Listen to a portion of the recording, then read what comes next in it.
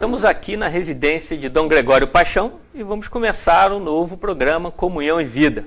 No programa de hoje vamos falar de um assunto que é muito importante para a igreja e também para a história da humanidade, que é a arte sacra. Está começando agora o programa Comunhão e Vida.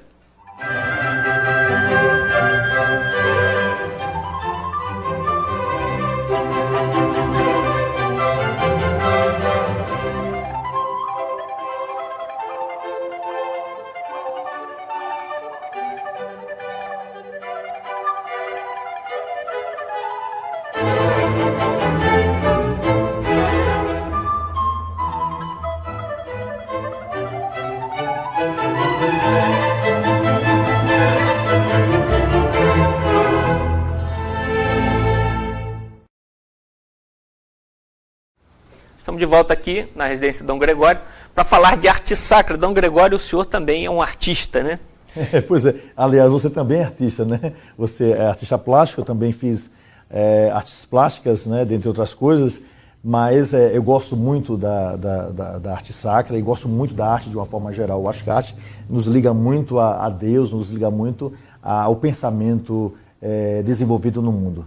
E a igreja durante muito tempo, a igreja foi, digamos assim, o local onde se preservou a arte, né? Se preservou a cultura, né? Isso, durante o longo tempo da história, né? Eu acho que mais ou menos durante quase 1000 anos ou mais disso, a igreja deteve, digamos assim, quase que o poder sobre as artes, porque elas foram desenvolvidas, a igreja sendo mecenas, né? Contribuindo, dando financeiramente para que esses artistas pudessem desenvolver, e dentro da igreja nós percebemos as grandes transformações no mundo da arte, não é? Se no Oriente a arte ficou muito presa aos padrões estilísticos, né, em determinado tempo, a mesma coisa durante muitos séculos, a igreja contribuiu para, digamos, o nascimento, por exemplo, do gótico, né, mesmo o românico, que é anterior, no período moderno, das construções modernas. A igreja sempre esteve muito ligada às artes,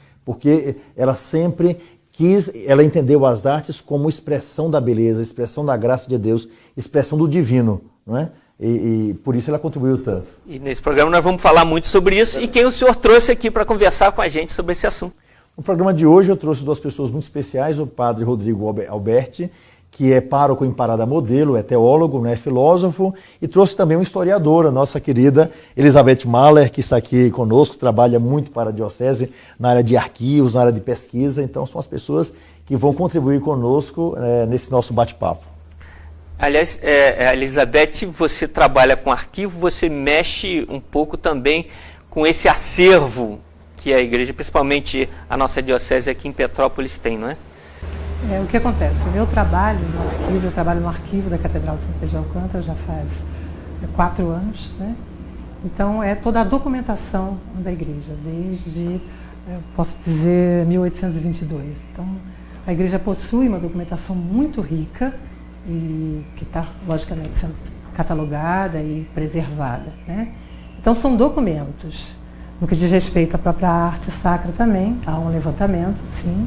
O Dom Gregório formou a comissão diocesana agora, esse é o nosso trabalho, para que a gente possa realmente levantar toda a arte sacra da diocese, e ela tem realmente peças belíssimas e que merecem ser contempladas por todos, e que às vezes elas ficam assim escondidinhas por questões de segurança mesmo, e talvez até que precisam de algum tipo de reparo, e esse é o trabalho que a gente pretende desenvolver na diocese. Você tem aqui alguma coisa para explorar do conhecimento aqui do nosso anfitrião? Olha só, eu preparei algumas perguntas, como o Dom Gregório mesmo disse, sobre o barroco, né? A gente tem um barroco mineiro que é, né, praticamente indefinido, muito mais, né? E a 7ª Primavera dos Museus, esse ano, o tema trabalhado foi Museus, Memória e Cultura Afro-Brasileira. Isso é extremamente importante. Então eu gostaria de perguntar ao Dom Gregório, dentro desse contexto, como é que o senhor classificaria o papel do negro na arte sacra brasileira? Estamos falando do século, dentro desse contexto do Barroco Mineiro, século XVII, XVIII até o século XX. Até porque o senhor conviveu lá em principalmente em Salvador, muito com essa cultura, né, que o negro trouxe para a arte, né? E também meus estudos de antropologia, especialmente durante o mestrado, foi sobre o homem negro. Então, realmente estou muito enfronhado, digamos assim, com a cultura, com a história do homem negro, né? Especialmente no Brasil e também na área subsaariana, na África. Mas eu respondendo a sua pergunta, Elizabeth, eu acho o seguinte, veja só, a importância do homem negro na nossa cultura, não vou nem falar da culinária, porque isso foi também muito importante, especialmente naqueles estados que receberam mais negros, né, como Rio de Janeiro, Bahia, Pernambuco e o Maranhão, são estados que realmente receberam um número maior de pessoas negras, né, de escravos que vieram para o Brasil, de negros que foram aqui escravizados, mas a importância, esses negros trabalharam na arte de uma forma geral. O que nós temos de igrejas construídas, o que nós temos de talha, de boa parte da talha brasileira, especialmente da talha barroca, o que nós temos da composição dos madeiramentos, dos estudos de madeiramentos, tudo isso foi feito pelos negros. Claro que os negros, eles não eram os oficiais, eles não eram aqueles que estavam à frente, ou seja, não eram os arquitetos, não eram os engenheiros, porque pela própria situação, mas eram práticos. Né? Eles aprendiam a talhar perfeitamente, não é? Eles aprendiam a construir com uma perfeição incrível. E nós temos muitos monumentos, especialmente as igrejas de Nossa Senhora do Rosário, que foram desenhadas, que foram construídas, que foram talhadas em todos os sentidos, né? Prontas, pérolas que nós temos da arte barroca brasileira, feita por negros, às vezes sem a participação nenhuma do homem branco. Né? Então, o negro teve uma participação fundamental. E nós sabemos que muitos mulatos, calcula-se que o Aleijadinho também seja mulato, né? Existe história sobre isso. Então, muitos mulatos contribuíram profundamente para o engrandecimento da arte brasileira. Portanto, preservar essa arte é fundamental. Por outro lado, também, é importante que a gente diga, às vezes nós encontramos na talha brasileira sinais da religião dos negros, ou seja, eles estavam dentro da igreja católica esculpindo e às vezes eles colocavam um símbolo, não é, ligado à cultura ou um símbolo ligado à arte negra, ou então eles conseguiam esculpir, digamos, seres alados, os anjos, etc., né, com um aspecto negro, ou seja, eles também enfronharam, embora de uma forma assim muito peculiar, muito cuidadosa, muito discreta, mas eles também puderam colocar ali já um pouco da sua cultura e também da face brasileira. Né? É bonito nós percebermos como o negro participou dessa discussão. A religiosidade, né, dentro desse processo da criação artística, porque a gente vê que o barroco ele vem logo assim depois do Renascimento, em que a sociedade, o homem dá uma revisitada lá nos gregos, então, para refazer a questão da estética, mas o barroco entra com uma conotação muito religiosa, né? Qual é a influência da igreja nesse processo? Por que da igreja dar tanto valor, assim, em determinado momento da história, para essa criação artística? Eu vejo só, se a gente olha, fazer uma comparação aqui tola, mas eu acho que serve, a gente comparando o gótico com o barroco, se a gente fizer uma comparação, né?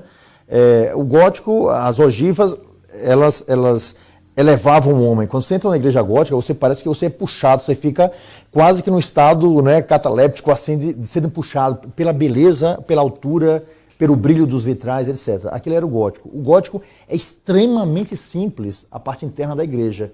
E a parte externa sempre muito rebuscada. Esse é o gótico. O barroco vem com outra resposta. A parte externa do barroco é sempre extremamente simples e o interno extremamente rebuscado. De algum modo, o período barroco queria colocar o homem diante da grandiosidade de Deus.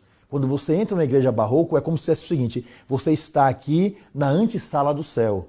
Né? Você está aqui na antessala daquilo que você vai encontrar. Imagine o esplendor quando você estiver no reino dos céus. Então, todo o movimento, né, os esses barrocos, tudo aquilo que a gente encontra no barroco, a cor, o ouro, tudo, o ouro para os antigos era a cor da divindade, né, de Deus. Então, tudo aquilo leva a essa complexidade do religioso. E, ao mesmo tempo, se o gótico, por exemplo, puxa você para cima, o barroco de algum modo oprime você, né?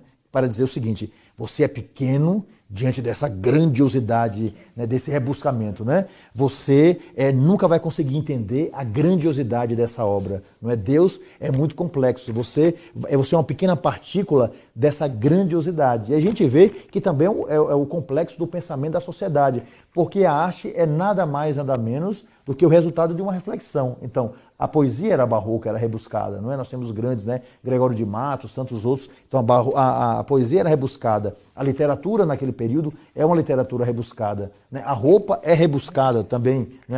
A roupa também é barroca. E as igrejas refletem justamente esse pensamento da sociedade, porque o artista leva para a arte, né, aquilo que ele vive na sociedade. Por isso que hoje, de algum modo, a arte que faz a cabeça de boa parte dos artistas é uma arte mais contemporânea, uma arte mais conceitual. Né? Por quê? Porque é o reflexo dessa sociedade. Ela pensa assim, então o artista reflete também esse pensamento. Aí, né? Padre Rodrigo estava... Sim. O barroco mostra a beleza, né, onde o artista vai exprimindo, né, e também a dramaticidade. Isso. Né? Então, por exemplo, Semana Santa é muito carregada, né? Muitas expressões, as imagens do Cristo crucificado, o Senhor dos Passos, né? Tudo isso mostrando também o sofrimento, né? Eu acho interessante isso. Mas, diante disso tudo, a gente vê a beleza. Né? Eu gostaria, uma vez o senhor falou em alguma homilia, a questão da beleza. Né? E o homem, ele busca a beleza. Né? O ser humano tem necessidade do belo. Né? Então, em cada época da humanidade, vai mostrando a beleza, beleza, beleza. Né? Gostaria que o senhor falasse um pouquinho para nós, falando do tema do negro, né, que mostra a sua beleza na arte barroca e depois, né, até antes, com a África. Né? Gostaria que o senhor falasse um pouquinho da beleza hebraica, da beleza grega, da beleza, né, que vai mostrando o valor da arte nesse sentido. Sim, né? É interessante. A palavra beleza é uma palavra que vem do sânscrito lá atrás, né? Uma língua muito antiga, e soma de 3 palavras que também vai influenciar a língua hebraica, que é beleza. Né? Então, B vem de Beth, que significa casa. El significa Deus. Tsa significa brilho. Bet el Tsa significa a casa onde Deus brilha. Então, beleza significa isso. Então vejam só, beleza não é aquilo que a gente acha como um padrão, eu acho bonito isso, aquilo, mas tudo aquilo que tem é capaz de mostrar um brilho, uma diferença, isso é belo. Por isso que é uma loucura você dizer, bonito é o branco, o negro não é bonito, bonito é a construção europeia, na África a construção não é bonita, bonito é o vermelho, o azul não é bonito. Tudo aquilo que para mim reflete a grandiosidade da obra de Deus, isso é beleza. Né? Então, e a gente vê que isso vem de todas as culturas. E, geralmente, a palavra beleza está ligada ao divino. Se nós olharmos os primeiros monumentos gregos, se a gente olhar os monumentos, por exemplo, os moás da Ilha de Páscoa, né, é tudo ligado ao divino. Né? Os monumentos que sobraram para a humanidade estão ligados ao divino. Se a gente vai ao Egito, as pirâmides, aquilo foi também feito para o deus Ra, né, etc. A gente até conhece o nome dos construtores por causa daquelas construções, não é? Kelps, Kefen, Miquerinos. A gente é capaz de conhecer o nome daqueles homens por causa da obra que eles fizeram, que engrandece o homem, mas também ao mesmo tempo aponta para o céu. A gente vai mesmo no Egito, o templo de Karnak, né, é uma obra também dada para o divino. A gente vai para Israel, o templo de Jerusalém é uma obra dada para o divino. Se a gente vem aqui na América Latina, tanto no México, no Peru, em toda a América Latina de uma forma geral, Guatemala vai descendo ali, Honduras, El Salvador, aqueles zigurates, que nos lembra muito os zigurates da Babilônia, todos eles foram dados para o divino. E por que eles são tão belos? Porque as pessoas diziam o seguinte, para Deus o melhor, para Deus a beleza, porque Deus é o belo por natureza. A gente vê isso, inclusive, como reflexo no cristianismo. Quando a gente diz o Senhor é o bom pastor, não é? Eu sou o bom pastor, Jesus falou dele mesmo, a palavra bom devia, você usar a língua grega, não é? Ali devia ser agaton, agatos, bom. Mas a palavra que está no texto da Sagrada Escritura é kalos, que significa belo. Se a gente fizesse uma tradução exata daquilo que Jesus falou, eu sou o belo pastor, no sentido de beleza, eu sou o pastor completo. eu sou o pastor perfeito, né? Eu sou bom, eu sou o belo pastor. Então, vejam que atrás da palavra beleza existe um contexto muito mais amplo que é dado para Deus, única e exclusivamente, porque belo com letra maiúscula é Deus. E ao lado da beleza existe também uma outra coisa que é a elegância. O que significa a palavra elegância? Por exemplo, aqui nossa Elizabeth é toda elegante, né? Sempre elegante Elizabeth, né? Sempre magra, elegante. Então, o que significa a palavra elegância? Vem de... É também uma palavra que vem de uma língua antiga, vem também do hebraico, como vem do sânscrito. Elegância, elegancia, Deus, gan, vestir-se, né? E cia, não é? Com as vestes. Então, elegância significa vestir-se com as vestes de Deus, né? Então, revestir-se, melhor dizendo, com as vestes de Deus. Então, daí, os templos foram criados exatamente por causa disso. Quando você entra no templo, você se sente revestido da veste de Deus, né? Elegância vem daí. Quando você ingressa em um templo, você se sente totalmente coberto pelo manto de Deus. Daí os templos serem tão belos e precisam ser conservados, porque eles significaram, ao longo da história da humanidade, esse desejo dos homens estarem cobertos pelo divino, cobertos por Deus.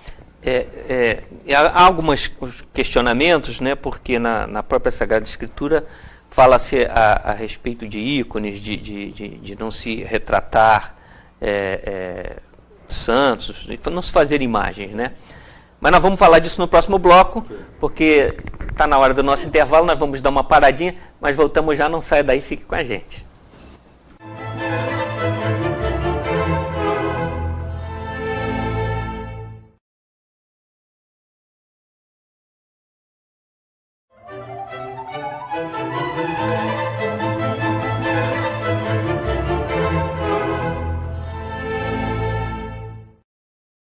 Estamos de volta com o programa Comunhão e Vida, hoje falando sobre arte sacra. E a gente deixou uma pergunta no último bloco que o Padre Rodrigo vai formular. Sim. Dom Gregório, a questão de imagens, né, a beleza, a arte, né, os homens sempre procuraram representar o ser superior, Deus, né, as divindades, né? Como que a Sagrada Escritura coloca a questão das imagens? Né? Nossas igrejas são repletas de imagens, né? Nós católicos sabemos que remetem, que nos lembram, né, os amigos de Deus, mas como que na Sagrada Escritura, né, se traz esse tema das imagens, né? Às vezes somos questionados e talvez não sabemos dar respostas, né? Como que se coloca essa questão das imagens dentro da arte, dentro da beleza, dentro da arte sacra também. Exatamente. Perfeito, Padre Rodrigo. Veja só, primeiro, vamos ao livro do Levítico, o Antigo Testamento. O livro do Levítico diz que nós não devemos esculpir imagem, né? Sim. Mas não podemos esquecer que essa é uma frase da Escritura com outras... a gente pode encontrar outras frases, por exemplo, no Antigo Testamento, nesse mesmo livro, vai dizer que a gente não pode comer carne de porco, mulher não pode cortar cabelo, não é? Se uma mulher estiver menstruada, o homem não pode tocar, se tocar fica impuro, nem tocar no sentido de colocar a mão, não é? Se uma criança nasce, a mulher fica impura, se for menina, fica impuro, se for menino, fica impuro durante, se eu não estou enganado aqui, uma semana, se for menina, 2 semanas. Então, ou seja, todas essas leis, hoje, nenhum de nós cristãos, nós seguimos essas leis. Né? Dentro de um contexto. Dentro do contexto social da época. Sim. A primeira coisa é saber disso. Então, pegar uma frase da Escritura e achar que ela é definitiva, isso tem que ter um cuidado muito grande, porque tem que ver o que a gente lê antes e o que a gente lê depois. Depois existe uma diferença muito grande. Uma coisa é você esculpir um Deus, a outra coisa é você esculpir uma imagem. Uma coisa é eu dizer, essa fotografia aqui é a fotografia de Deus, olha aqui, a fotografia de Deus. A outra coisa é eu dizer, essa fotografia aqui é a fotografia da minha mãe. São coisas totalmente diferentes. Então, por exemplo, quando você tem uma imagem aqui, nós temos uma imagem esculpida. O próprio nome remete, imagem. Ou seja, é imagem de alguma coisa que é existente, mas aqui é apenas uma imagem. De que é feita essa imagem? De madeira, apenas de madeira. Agora, ela me remete, como uma fotografia da minha mãe, aquilo que está vivo no reino dos céus, não é? Então, nós temos que separar duas coisas. A igreja, ao longo dos séculos, nunca esculpiu um Deus. Esculpiu imagens dos amigos de Deus, como nós colocamos em praça pública a imagem de Tiradentes, a imagem do Duque de Caxias, a imagem dos nossos heróis, os bustos daquelas pessoas que contribuíram para nós. Não são deuses. Aqui não é Deus. A igreja adorou desde lá de trás até hoje em dia, adorou alguma imagem, nós adoramos uma imagem, isso aqui é para ser adorado?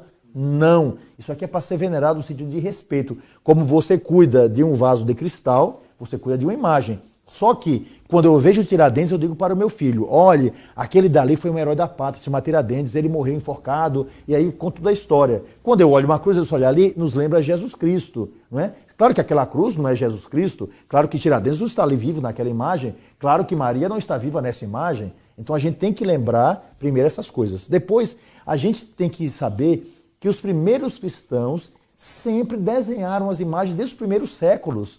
Nas catacumbas de Roma, já na passagem do século I para o século II, isso 60 anos, 70 anos depois de Jesus, lá já estavam desenhadas imagens de cenas bíblicas. Por quê? Porque as pessoas não têm uma Bíblia na mão. É uma loucura imaginar que as pessoas no passado têm uma Bíblia na mão. Ninguém tinha Bíblia na mão. Em primeiro lugar, 95% da população mundial era de analfabetos.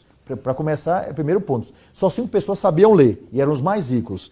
Depois, como é que as pessoas sabiam a história da humanidade, etc? Através daquilo que era esculpido. Então, os primeiros cristãos desenhavam cena da última ceia para dizer, na última ceia se deu tal coisa. Desenhavam a presença de Jesus no colo de Maria para dizer, Jesus teve uma mãe, chamada de Theotokos, a mãe de Deus. Então, estava lá, Jesus sentado, um menino que é homem e Deus sentado no colo da Virgem, para falar da história de Maria. E muitas outras passagens da Escritura. Aquilo ali não era para ser adorado, é apenas para lembrar. Tanto que essas pinturas eram chamadas de a Bíblia dos analfabetos, a Bíblia dos ignorantes. Por quê? Porque as pessoas não sabiam ler, mas ao olhar a cena, elas entendiam perfeitamente. Porque ele estava um homem saindo pela porta, era Judas que havia atraído, estava João com a cabeça deitada no ombro de Jesus, para lembrar da cena que fala a Escritura. Então, tudo isso aí faz parte de um contexto cultural, não é? Desenvolvido ao longo dos séculos. Depois, não podemos esquecer, pegue sua Bíblia, leia o primeiro e o segundo livro dos Reis, e vocês vão ver lá que, esculpindo o templo de Jerusalém, eles fizeram arcanjos e anjos, querubins e serafins, esculpidos em madeira de cedro, que foram colocados alguns sobre as arcas e outros nas portas do templo, né, dos Santos dos Santos. Ou seja, já no templo de Jerusalém existiam imagens esculpidas, e ninguém achava que aquelas imagens aladas, que eram anjos, né, jovens com asas às costas, que aquilo ali era Deus. Então, a gente tem que lembrar disso. Então, a igreja vê essas imagens para recordar os seus heróis. Porque se a gente não fizer isso, a gente acaba esquecendo. Por exemplo, quem foi, me diga o nome, Márcio, do seu tetravô, né? Há 4 gerações atrás, eu quero que você me diga o nome de quem foi, o nome do seu avô completo e de sua avó. Você lembra? Você não lembra por quê? Porque não se esculpiu a imagem, não se fez um retrato para colocar lá para você dizer, olha, isso aqui foi meu avô, isso foi minha avó. Mas se eu chegar aqui para os príncipes que estão aqui, os descendentes da princesa Isabel, do Dom Pedro II, eles vão dizer quem foi a princesa Isabel, Dom Pedro II, quem foi Dom João VI. Por quê? Porque tem lá esculpida a história dessas pessoas, os quadros estão lá com os nomes. Então, para que a gente não esqueça os heróis, a gente pinta os quadros, para que a gente não esqueça os amigos de Deus, a gente esculpe as imagens, mas são simplesmente imagens. Quando a gente ora e está diante de uma imagem, assim por diante, a gente quer dizer o seguinte, a exemplo de você, eu quero chegar a Deus.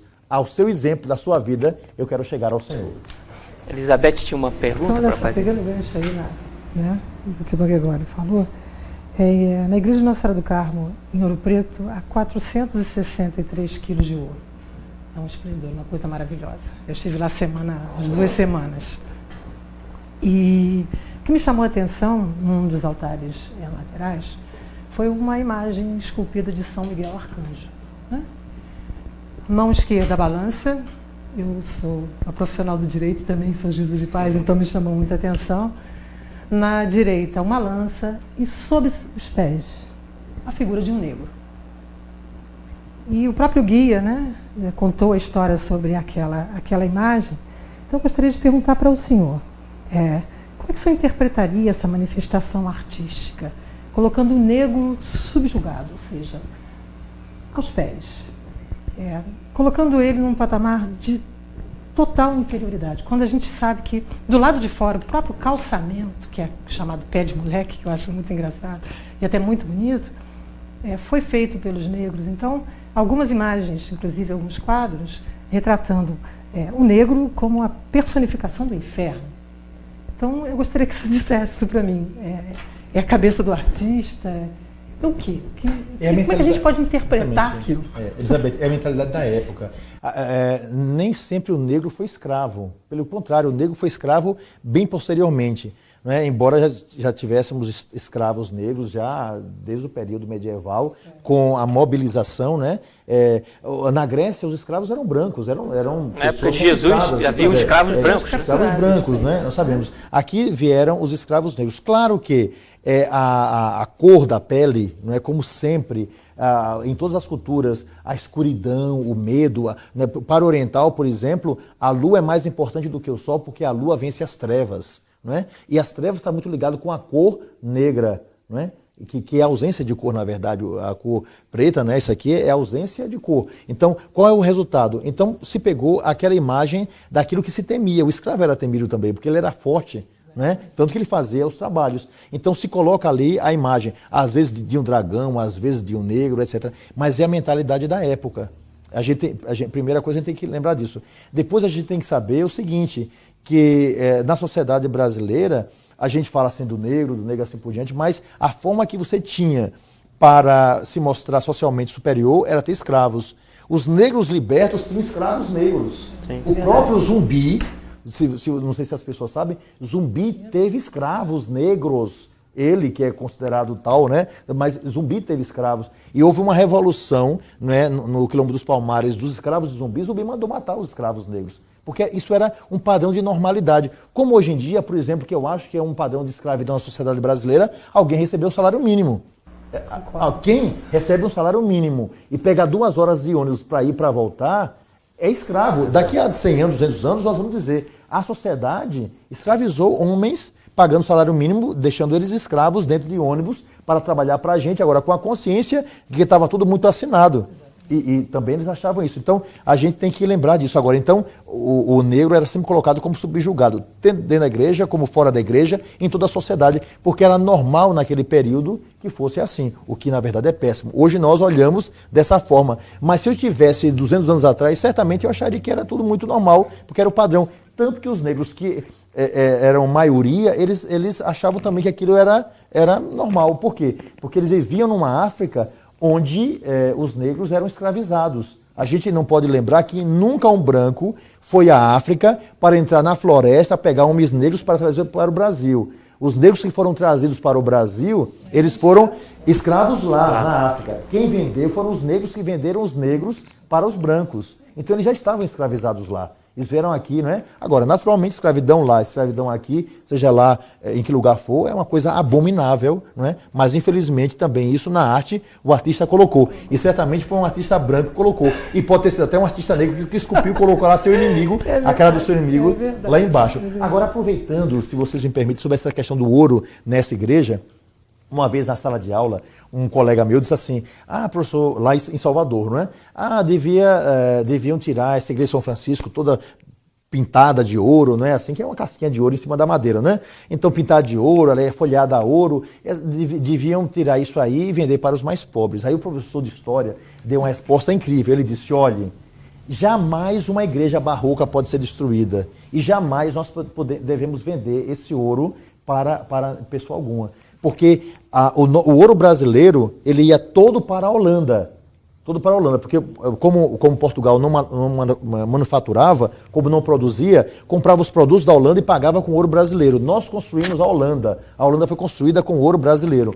Qual o resultado disso? O que ficou foi dado a Deus. Então, o que ficou foi prova da resistência do povo que sabia que, dando a Deus, o ouro ficaria no Brasil. Então, o que sobrou de ouro, essa quantidade que é mínima, não chega nem em 0,5%, isso aqui nós devemos conservar porque é nosso. É prova da resistência do povo brasileiro que deixou o ouro aqui através daquilo que foi dado para Deus, porque o resto foi tudo levado para a Holanda, para Portugal, foi tudo tirado da gente e está tudo lá hoje em dia. E se você vender uma obra de arte hoje, as obras de arte no Vaticano, por exemplo, ou dentro de uma igreja aqui em Petrópolis, ou o túmulo lá dos imperadores, tá tudo, é de graça, você entra, você vê. Se nós vendermos uma obra de arte, como essa imagem ou um quadro que está aqui na minha casa, isso vai passar lá de uma pessoa muito rica e ninguém jamais verá, né, mais. Então é fundamental que essas obras permaneçam na mão da igreja para que todas as pessoas pobres ou ricas tenham acesso a essa arte. Na verdade, a igreja preservou, né, essa parte da cultura, né? Muita coisa do que se tem em termos de cultura foi preservada pela igreja por causa disso, né? Por estar lá. 54% dos monumentos mundiais pertencem à Igreja Católica. Esse material está totalmente à disposição da população gratuitamente. Claro que existem alguns museus que são pagos. E aqui no Brasil, cerca de 70% do patrimônio tombado pelo Estado brasileiro pertence à Igreja Católica. Então, é impressionante, né? E a gente ouviu um questionamento da opulência da igreja. Na verdade, a preservação desses bens custa caro, não é? Exatamente. E é interessante que esses bens pertencem ao povo. Nós somos guardiães, ou seja, a igreja guarda, mas a igreja de Aleijadinho, a catedral de Petrópolis, tudo mais, isso não pode ser vendido. É um patrimônio de arte que pertence ao povo e deve estar aberto ao povo. Essa que é a grande beleza desse patrimônio estar na mão da igreja. Então é isso aí. Nós vamos dar uma paradinha para os comerciais, voltamos já. Você fica aí com a gente, voltamos aí no próximo bloco.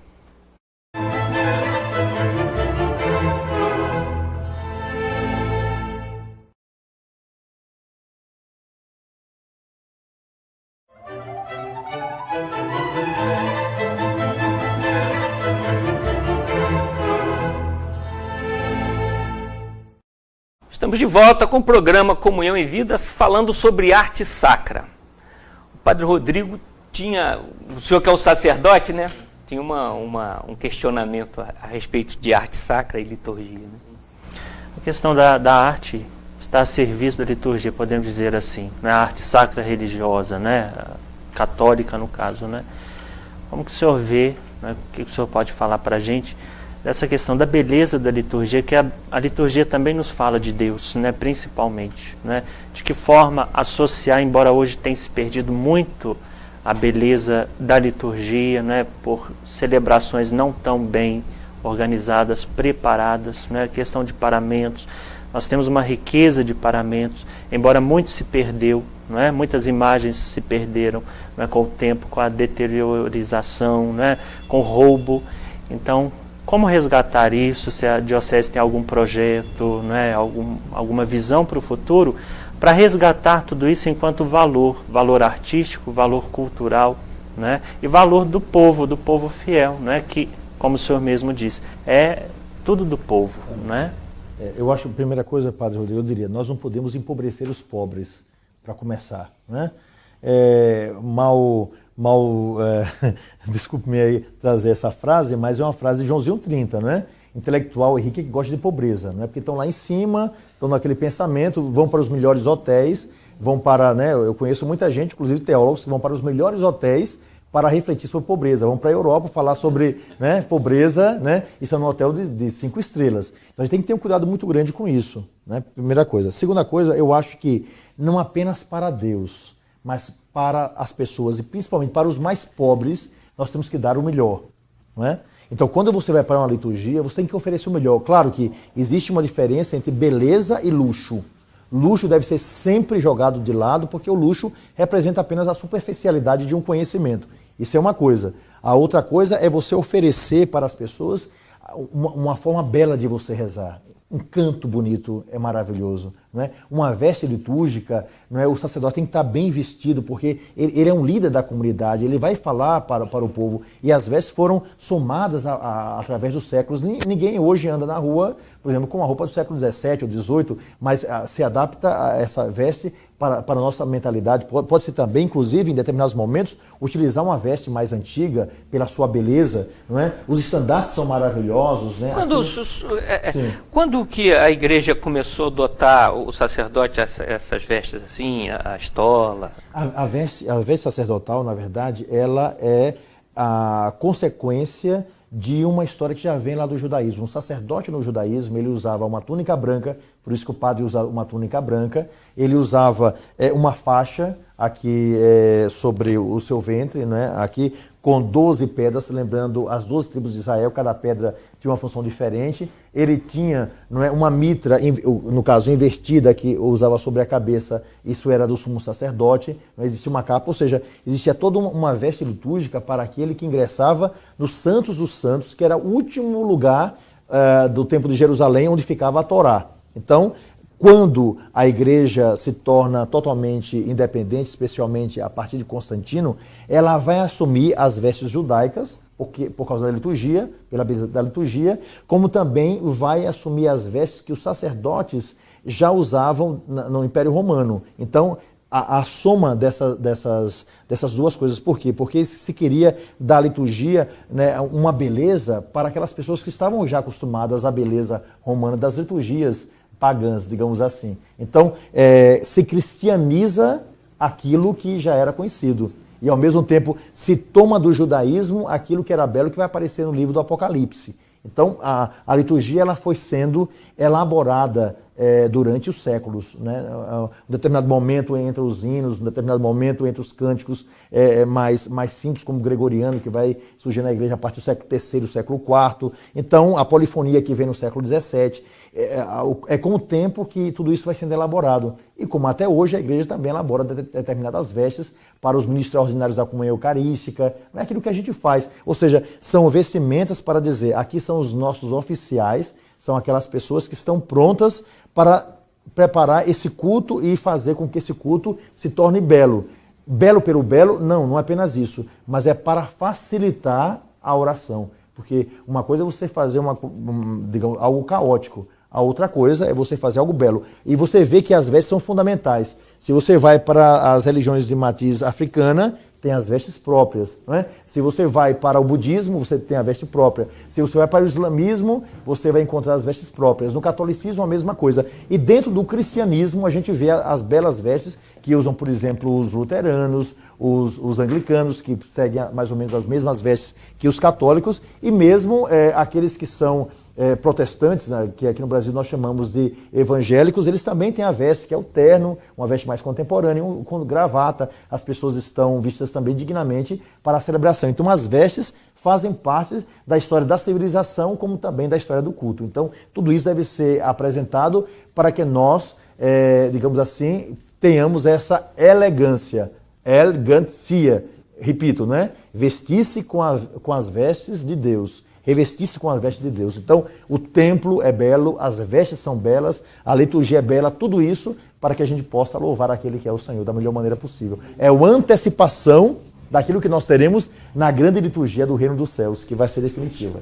E o padre Rodrigo fez também uma pergunta, né, na sua pergunta, sobre se há algum projeto para a preservação do nosso patrimônio. Sim, nós temos. Graças a Deus, nós temos uma comissão muito boa de liturgia e patrimônio cultural aqui na sua diocese. Várias pessoas foram convidadas. Elizabeth faz parte dessa comissão. Maurício, que é o diretor do Museu Imperial, também faz parte, não é? Nós temos Frei Alberto, que é franciscano, que é um doutor em liturgia, ele também nos ajuda. O padre Rodrigo também faz parte dessa comissão, o padre Carlinhos. Então, temos o padre Jaque, várias pessoas participam, não é, dessa comissão.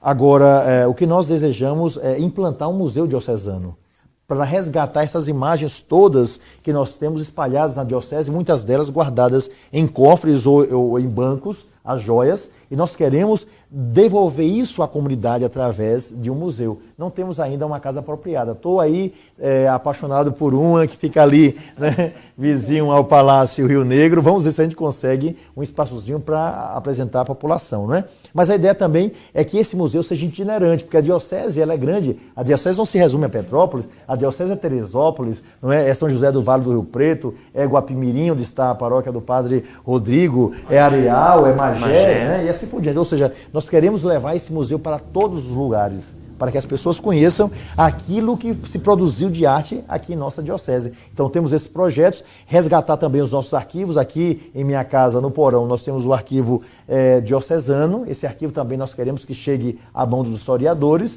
né? As paróquias têm os seus arquivos, enfim, unir esse patrimônio, porque nós temos livros que vão do século XVII, aqui, eu tenho guardado, né, 1600 e alguma coisa, das primeiras comunidades, quando ainda não era diocese, até o século XX, dando o grande bojo da história da nossa diocese e também da história de Petrópolis. Isso precisa ser preservado para gerações futuras, né? Elizabeth tinha uma outra questão, né, Elizabeth? O que acontece? A gente está falando aqui muito sobre a questão da arte, do barroco, e eu abordei esse tema do negro porque nós estamos numa cidade, né, imperial, né? E a participação dos negros na religião, ela foi extremamente importante na própria construção da igreja de Nossa Senhora do Rosário dos Pretos, né? Então, assim, você trazer o conhecimento disso para a população petropolitana é extremamente importante, para que ela tenha conhecimento, né, dessa participação. Então, Dom Gregório, eu gostaria que você dissesse para a gente, né, sobre a importância. A capelinha era linda, mas ela foi colocada ao chão, né, para que fosse erguida essa igreja, né? Foi na época do bispo daqui, que era uma pessoa assim boníssima também, que eu conheci quando tinha uns 12 anos.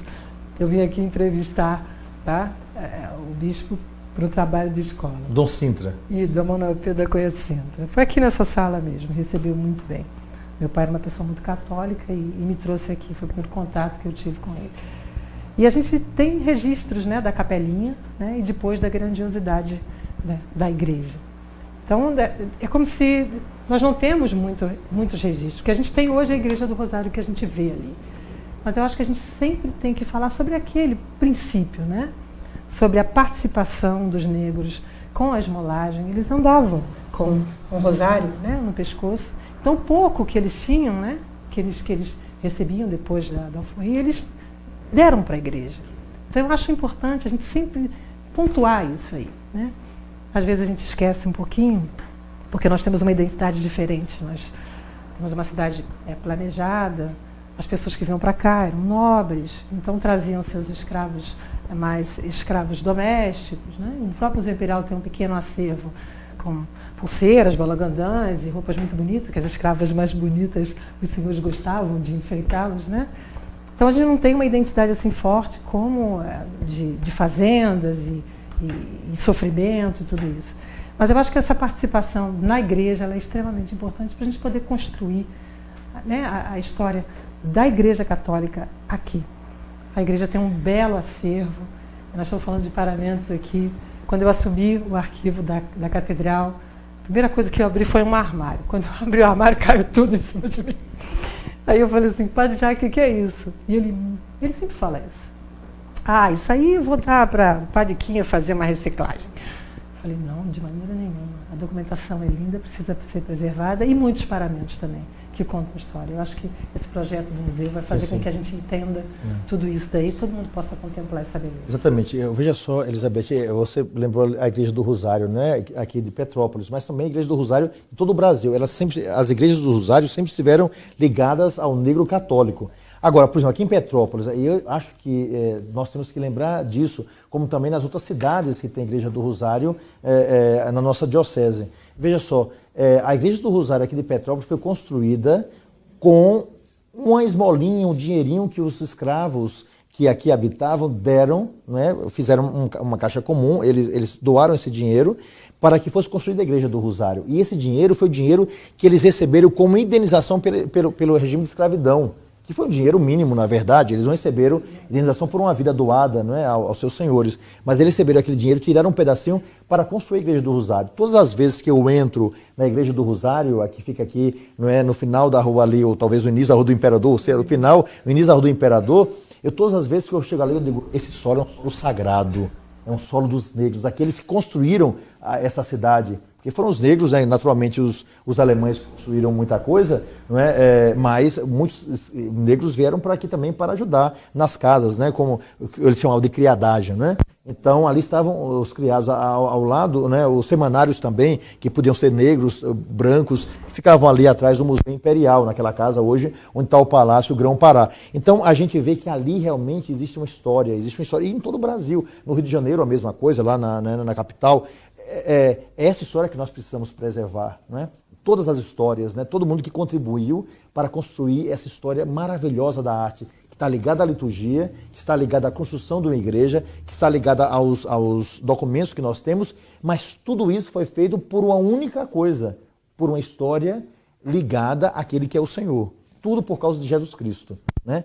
Toda essa história foi construída, não é, entre altos e baixos, por causa de um só Senhor, que é Jesus Cristo. E eu acho que essa beleza, e essa beleza que nós devemos apresentar o tempo todo para as pessoas, para que elas, enxergando essa beleza, lutem pela preservação dessa mesma beleza. Porque o que acontece, às vezes nós nos esquecemos que quando a gente não conhece a história, a gente se torna um povo escravo.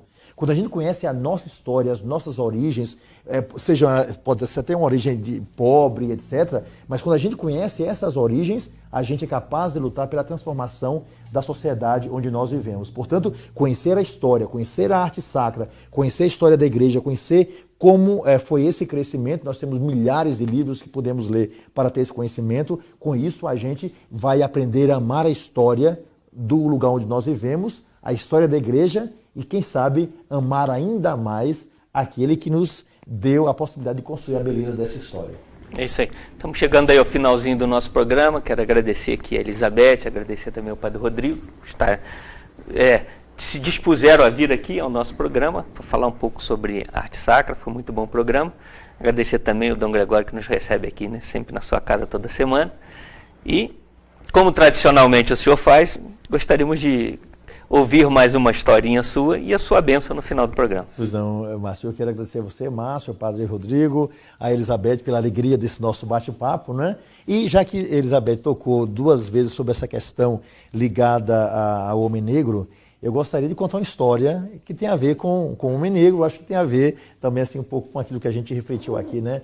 Essa beleza dessa história na qual nós estamos envolvidos. Dizem que certa feita, os homens das diferentes raças e etnias resolveram fazer uma festa.